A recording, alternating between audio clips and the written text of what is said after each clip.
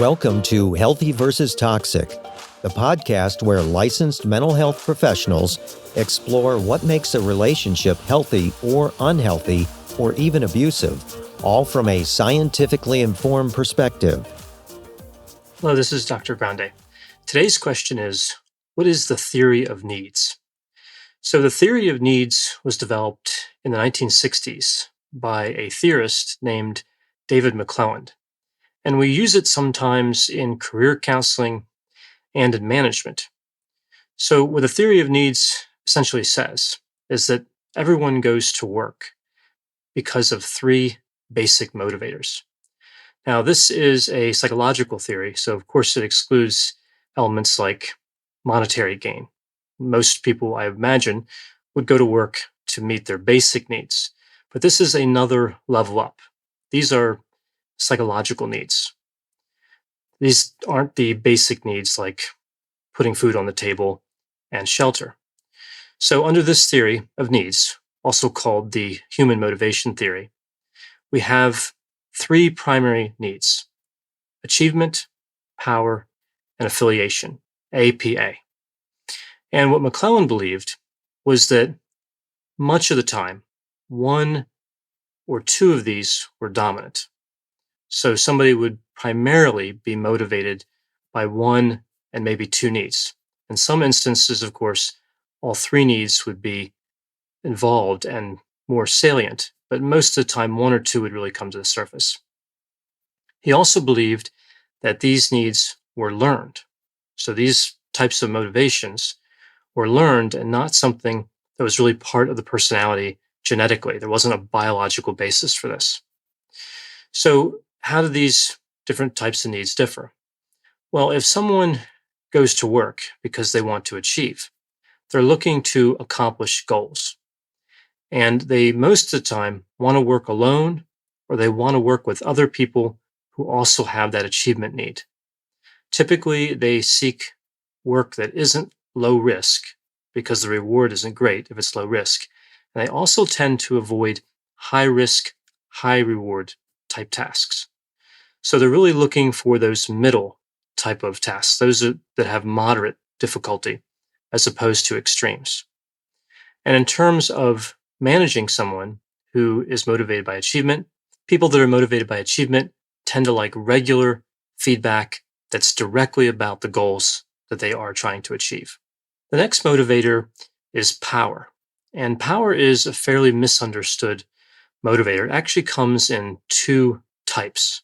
You have institutional power, also called social power, and personal power. A lot of times when people hear about this theory and they hear the word power, it has a negative connotation, like somebody goes to work because they want to have power over other people. Well, in part, that is true. With the personal power, someone wants to have power over individuals. They want to control people as part of their job. And we do typically view this as a negative trait. However, the other type of power, social power or institutional power, is positive and productive. And people that are motivated by power like competition. And they're okay with the idea that they can win something and that win may result in someone else losing. We call it a zero-sum situation. They also tend to like to influence people. They like to cause organizational change, and they like to be victorious in their tasks, including winning arguments. Somebody that's motivated by power really is looking for status and recognition. So they're not really looking for regular feedback about achieving goals like you see with the achievement need, but rather they want status. They want a rank or a title, and they want to be recognized for that. The third need is the need for affiliation. And with this need, we have someone who really values a sense of belonging. They want to feel like part of the group. They like networking, they like socializing at work, and they tend to look for low risk, low reward type tasks. Sometimes moderate risk, but they usually avoid high risk, high reward tasks, the ones that people motivated by power are drawn to. People who are motivated by affiliation tend to be agreeable, and they like working in groups. They don't want to work alone. And they'll work in groups with people that are motivated by affiliation, like them, or achievement or power. Someone who is motivated by affiliation tends to value collaboration. They don't want to compete, they're not trying to win, they want to work together with other people. And a lot of times, in terms of the negative side of affiliation, we think of this trait as associated with giving in. So when the group wants something, or a few individuals, particularly those motivated by power, want something, someone who's motivated by affiliation tends to give in. So people motivated by affiliation are not looking to be the center of attention. So feedback that's given in front of a group or in front of other people is usually not welcome. Someone who's motivated by affiliation wants you to come to them one on one and tell them that they've done a good job on whatever task or whatever they're working on. They really don't want to be the center of attention. Somebody who's motivated by power, the kind of feedback that works best for them, of course, status, but any type of recognition should be in front of other people. So it's really not just what the feedback is, it's how the feedback is delivered that tends to matter. So, what do we know about success and achievement, power, and affiliation? Well, not surprisingly, people that are motivated by institutional power tend to move up faster in organizations into managerial positions and supervisory positions. They enjoy that type of work and they generally seem well suited to it. Again, particularly institutional power, not personal power. Individuals motivated by personal power tend to struggle. People motivated by achievement typically do pretty well at work. They can get tasks done. Again, they're looking at that moderate risk type task. They value achievement and they tend to be fairly productive. Now, the need of affiliation tends to be associated with individuals that, again, are looking for at the most moderate risk. And individuals like this tend to be productive in jobs where they can make a lot of contact with people, like working at the front desk or some other position where they get to talk to a lot of different people. It's not typically associated with a great deal of success, particularly financial success.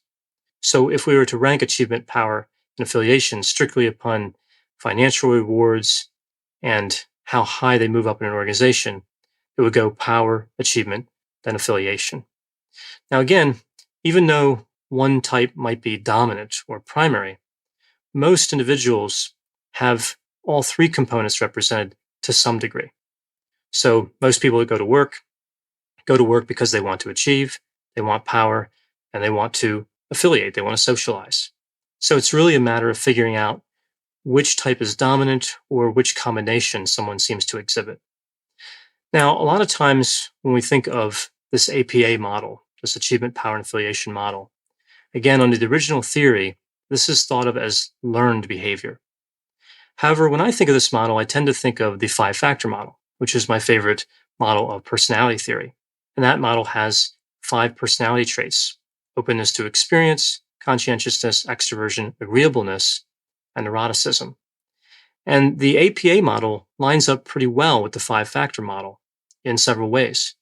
If we think of someone who's more achievement oriented, we think of someone who's generally high in conscientiousness. And we think of somebody who's power oriented, we think of somebody who's maybe a little lower in agreeableness and also high in openness to experience, and potentially also high in conscientiousness.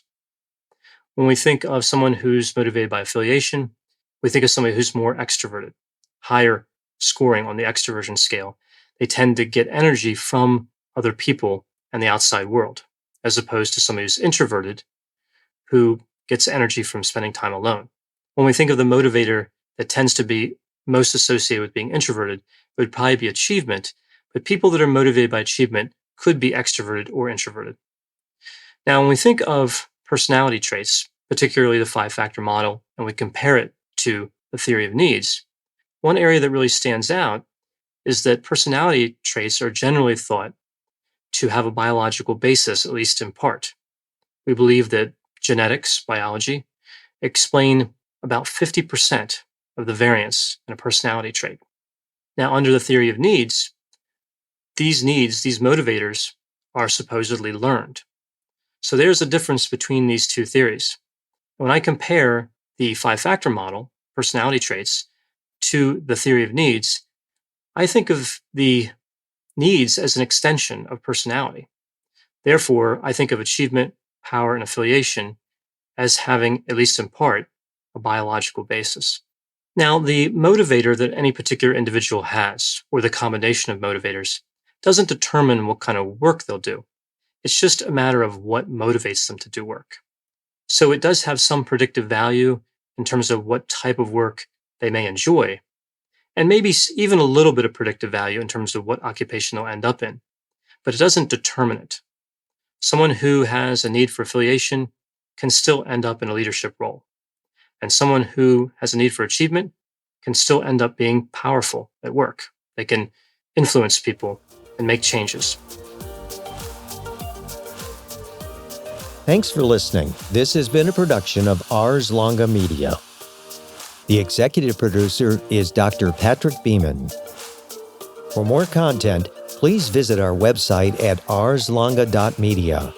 To leave feedback or suggestions, send an email to info@arslonga.media.